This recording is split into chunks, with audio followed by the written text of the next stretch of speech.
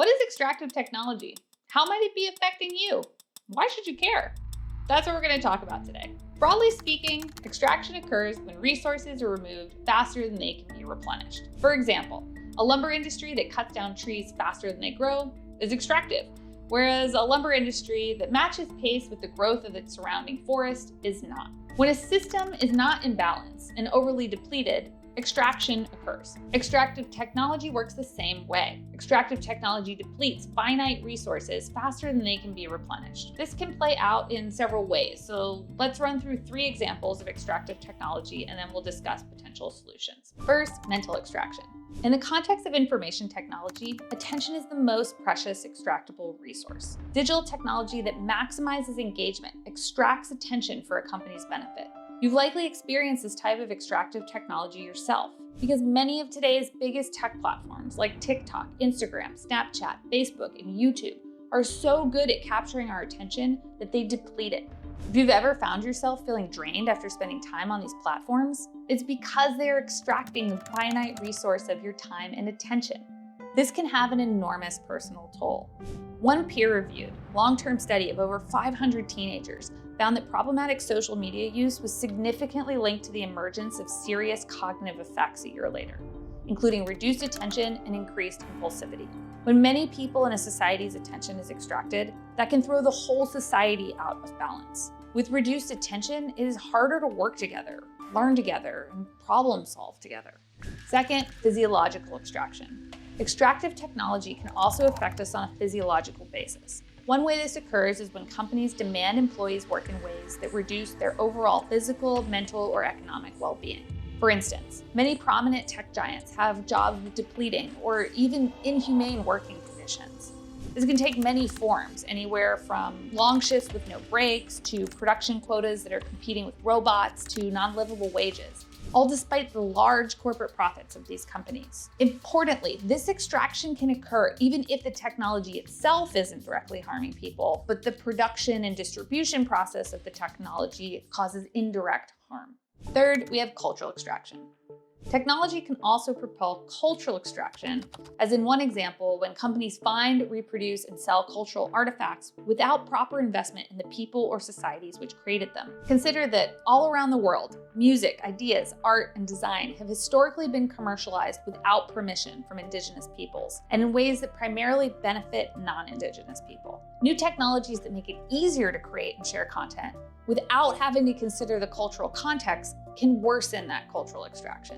When companies create value through extraction, the best way to grow that value is through efficiency and scale. They identify a few key measurable indicators, like the cost per ton of lumber produced or the acquisition cost of a monthly active user, and optimize for those measures. They invest in aggressive growth so that they can scale out to capture as much value as possible. When companies extract value at scale more efficiently, though, they also destroy value at scale more efficiently. The greater the efficiency and the greater the scale, the more widespread the harm, and therefore the harder it is to understand the implications of destroying that value. When we extract resources faster than they replenish, the valuable functions those resources were serving in their environments can no longer occur.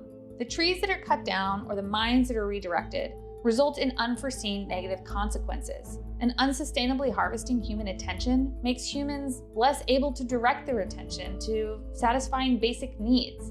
And that can lead to increases in mental health crises and an inability to relate to other people. By destroying value, often in ways that are hard to perceive, efficiency and scale also lead to fragility. Systems that have been subject to large-scale extraction are susceptible to sudden, unexpected collapse, whether they're ecosystems or democratic societies. As technology helps companies become more efficient and more profitable, those companies over-extract resources from systems we depend upon. And when those resources are depleted, our physiological, social, and ecological systems fail. To create long-term value, we must balance efficiency and scale with resilience, the ability of a complex system to adapt to unexpected changes. We need stewardship that helps value thrive in place, like leaving a tree in place or leaving someone's attention uncaptured. When we steward these complex systems that we rely on, they return the favor by supporting us in unexpected ways. This could look like a forest providing food and shelter during a disaster,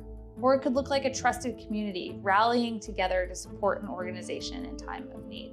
In a rapidly shifting world punctuated by crisis, this resilience can allow companies, communities, and systems to survive when faster growing but more fragile companies, communities, and systems fail. In The Social Dilemma, Justin Rosenstein, co-inventor of the Facebook like button and co-founder of Asana and One Project, explains what happens when competition and extraction dominate our economic systems. We live in a world in which a tree is worth more financially dead than alive, in a world in which a whale is worth more dead than alive. For so long as our economy works in that way and corporations go unregulated, they're going to continue to destroy trees, to kill whales, to mine the earth and to continue to pull oil out of the ground, even though we know it is destroying the planet and we know that it's going to leave a worse world for future generations. This is short-term thinking based on this religion of profit at all costs, as if somehow magically each corporation acting in its selfish interest is going to produce the best result. The same is true for extractive technology. As long as our attention, labor, and culture are considered more valuable to shareholders than as part of what makes us uniquely human, extractive technology will continue to deplete things that matter most to us. So how do we prevent extractive technology? Here are a few places that you can start. First, seek out information from scholars, experts, and those who can share their experiences with extractive technology or extractive systems. When doing so, consider what were the underlying drivers of the extraction, what resources were being depleted, and what drove the system to be out of balance. Second, reflect on the technology that you use and see if there are elements of extraction present. How do you feel after scrolling through TikTok or carefully curating an Instagram post or watching yet another YouTube video? Where is the precise point where something feels off, or it doesn't feel regenerative for you? What's being extracted then? And what are the effects? Third, connect with others who understand the risks of extractive technology and who are committed to changing it. If you're working in tech or investing in technology, one way to learn and connect is through our free course, The Foundations of Humane Technology, where thousands of technologists are coming together around these issues. You can learn more at humanetech.com/course. And for a video about why it's so hard to regulate companies engaged in extractive tech, click here. With that, thank you from the entire Center for Humane Technology team, and we hope that you have a humane day.